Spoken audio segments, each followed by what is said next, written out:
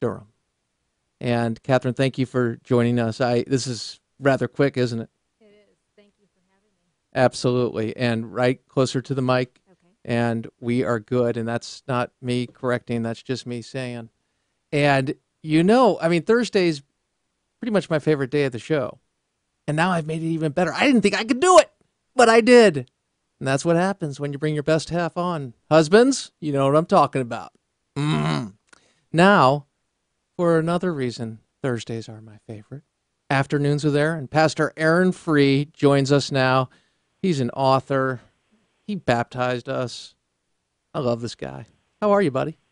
I'm doing well, Crane. Thank you. Hey, Catherine. Hi, Aaron. And it is really good. By the way, can you hear Catherine or not? Slightly. Slightly. See, Can you hear me now? that's my fault. There you And go. what I'm I can going hear to now. do, Okay. You can yeah. hear me now. Okay, great. You're right on it. Excellent. All right, now I'm doing a couple things at once, which is not unusual, as people can tell by my hairdo. They say, "There's no way." Did I just say hairdo for a guy? Yikes! All right, Aaron, we have a lot to talk about, and I want to get to it. And part of what we do every week is to bring people, hopefully, a better understanding of their relationship with Jesus Christ. And I say that, me included. It helps me understand my relationship with Jesus Christ. We also pray for those to come to Christ at the end of the show or end of the hour. And if we're not able to do it on air, you do it off air. And so I'll offer a place for people to sign up and put their names down of people they're praying for. They can go to the Facebook and do that now.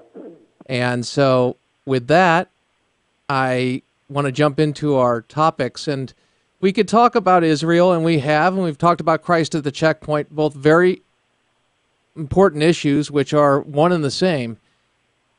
However, I also want to talk about something closer to home in families, and something that you suggested.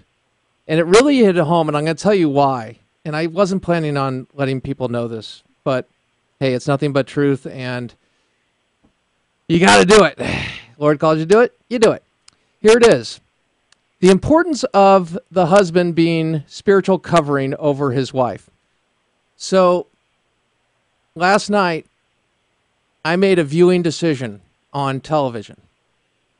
And this is embarrassing, but I had pledged to read this certain book that we had gotten a couple months ago, and I hadn't read it yet, and we read together, and it's called Fight. Is that right? The Fight. And I said, yes, honey. And we had a prayer time, and we prayed on it. And I said, yeah, I'm going to do it. And I'm not saying I do that all the time, Aaron, but I'm saying it happens. Like I'm really set to do that. And all of a sudden I make a viewing choice. And I said, you know what? I've got to see this show because I want to find out what this show is all about because everybody's referring to it. And it is called House of Cards, right? And look, entertainment value, very well acted, everything else. Not one that really is good to watch if you're looking for something that's going to be edifying spiritually, I would say. Would that be a correct way to say it? I would agree. Thank you, honey. And so we had some talk today about this. And Aaron, how much are we paying you an hour for this, by the way? I just want to get that out of the way. So but I realized, I'll tell you something, I realized I dropped the ball, okay? And you're sitting there going, gee, you do have an IQ above room temperature, Crane. Maybe just above, but it's there. You could do that. Thank you. Because it was pretty obvious, making you captain obvious, that you had dropped the ball. What really got me was I was upset with Catherine for mentioning it to me. Because she said, I just felt like we were going to do something else. It was a long day. It was a tough day. And we wanted to, we pledged to do this. And I was like sitting there going, what I was thinking, Aaron? And this is just so ripping sick, sad, weak. I'm going to give myself a bad Crane right now. But sincerely, I'm not joking when I say that. I was like, in my heart, in my flesh, not my heart, my flesh, I was like, well, you watched it. I mean, come on. Okay, now Now, Aaron, we've been doing this a long time, and I admit these things, and so it's getting better now. I don't know if that's good or bad in the sense of I'm not nearly as embarrassed as I once was, but I am a little embarrassed by that, and by a lot. But Aaron, when you wrote me today, and we talked about, in essence, we communicate what we're going to talk about in general, and you did this, I was, at first, I wasn't going to do this. I was going to run from it, brother. Sorry, I was going to Crane. sit there and go, no, hey, we got the Ukraine, we've got Israel, we've got Christ at the checkpoint. No way, man, we can't talk about the spiritual leader. Because, there's multiple fronts I dropped the ball daily. So anyway, I just wanted to throw that out to you. And say something. Sure. Interrupt. Yes, Because please. No. I so appreciate your honesty, Crane. But Aaron and viewers, listeners, the truth of the matter is, when I brought it to the attention of Crane this morning, it was more a matter of our time is precious, and it's just, it's frustrating at times when you feel like, oh, that was wasted time, and if it had only been spent with, in the Word, building our spirit, building one another up. And I felt polluted, and I have a sensitive spirit. And so I was just sharing, look, I'm kind of in a bad mood. I didn't have great dreams, and I'm not saying anything. I just want to bring this to your attention. And the first thing that Crane did is he did take me. We went downstairs, and we laid hands and just prayed, and washed me and washed us. And so I think he's been doing a terrific job of being my covering. So, And Crane's defense, right there. That was very sweet. So did you catch that, Aaron? Yes, I did. It was great. Okay. So now we come to you, Aaron, with a sincerely thank you, honey. That was very sweet. I was worried about the microphone. I just don't know if it's working right because I didn't plug it in right. My fault. So anyway, Aaron, we go to you now, and we've just given you this big ball of soup. Catch it and help us. Nothing but truth, true honesty. That's right, brother. And Catherine, I heard in your voice the same passion for a covering of my wife, Sharon, that, my own true confession, the plumber that has leaky pipes at the house, the pastor that talks about all this stuff, and yet he doesn't practice it in his own home. That happens to me often. And, my wife, the same thing. Sometimes she'll say, I wish you'd pray over me more. I wish you'd cover me more spiritually. So the cry of every wife is your cry, Catherine, and that is, I need more covering. And so, us guys, sometimes we miss that. And so thank God, Crane, you and I were works in progress. Yes, big time. We're improving. And we're just talking about just one thing. There's like 10 things in a morning for me, but go ahead. Sure. Yeah. And so where all this came from is backs all the way up to the Garden of Eden, Genesis 3, when Eve was deceived by the serpent. And, of course, she fell, I think, in many ways because her husband probably hadn't told her everything that God had said and had not spiritually covered her.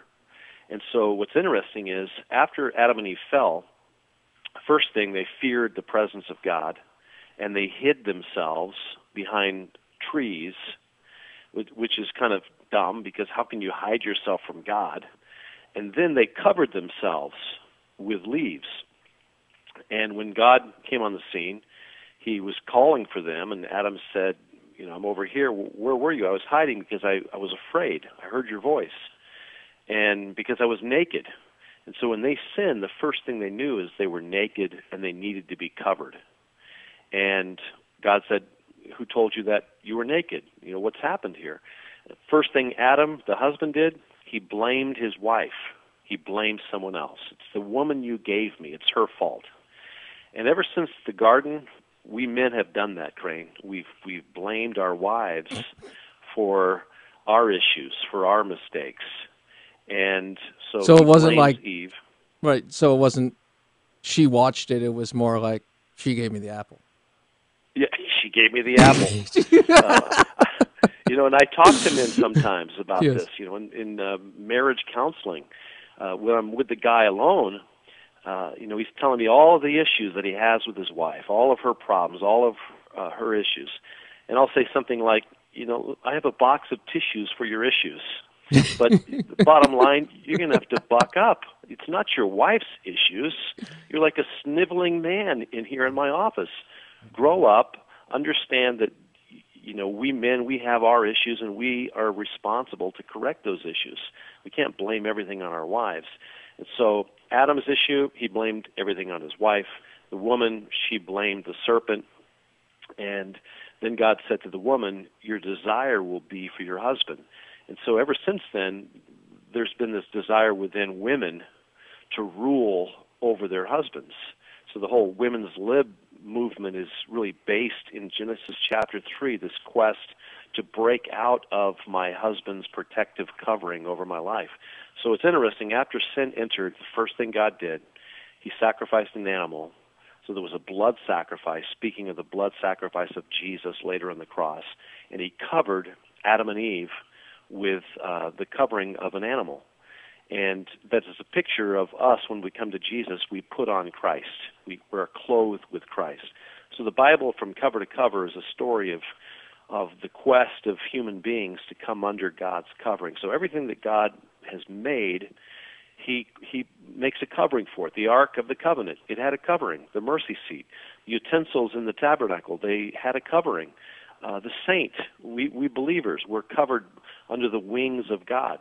And so how all this relates to marriage, Crane, comes from 1 Corinthians 11, verse 3. But I want you to understand that the head of every man is Christ, the head of a wife is her husband, and the head of Christ is God. So that's God's divine order. Christ has a covering, God, the Father. The husband has a covering, Christ, and then the wife has a covering, and that's her husband. And that's how God has ordered things.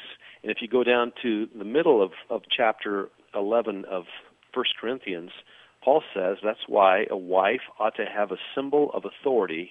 King James Version says a symbol of power on her head because of the angels. And I believe Paul here is talking about demonic angels that are out to destroy families, relationships. And so as a woman covers her head spiritually with her husband's covering and comes under that covering, as a husband fulfills his obligation to be the spiritual covering over his wife. He's not the decider-in-chief. He's not the ruler of the home, but he's the spiritual leader. There's a co-equal relationship between a husband and a wife. A husband's role is to protect and cover. A wife's role is to protect the children. Her role is to respect her husband. Her husband's role is to love her and lay down his life for her as Christ laid down his life for the church. So the husband really has the greater obligation, responsibility in the marriage to sort things out when there's issues. And so our role, Crane, is as men in the home. Our role is to spiritually cover our wives and our family spiritually. And as Katharine said, to wash them with the Word of God. So we've got to have a daily word from the Lord. And every day when I go out the door, my wife will say, hey, please pray for me and cover me, and what's a good word for me today? So I've got to be spot on, Crane. My wife doesn't let me get away with anything when it comes to spiritual covering. And again, I fail sometimes. I'm not the covering that I should be. But again, I'm a work in progress. But there is this divine order that the marriage grows exponentially as a husband spiritually covers his wife. And Go ahead, sweetie. I've had the pleasure of knowing your wife, Sharon, and the strong woman that she is. And you obviously know, or to others, my mother and my family, and have met me. And for Crane, I, spent 6 years as a single mom, and I had some strong ideas. And advice for women. It's not weakness, to submit. But having been raised in the church and hearing a lot over the years, sometimes I think there's a negative connotation for women, that it's that it's a form of weakness.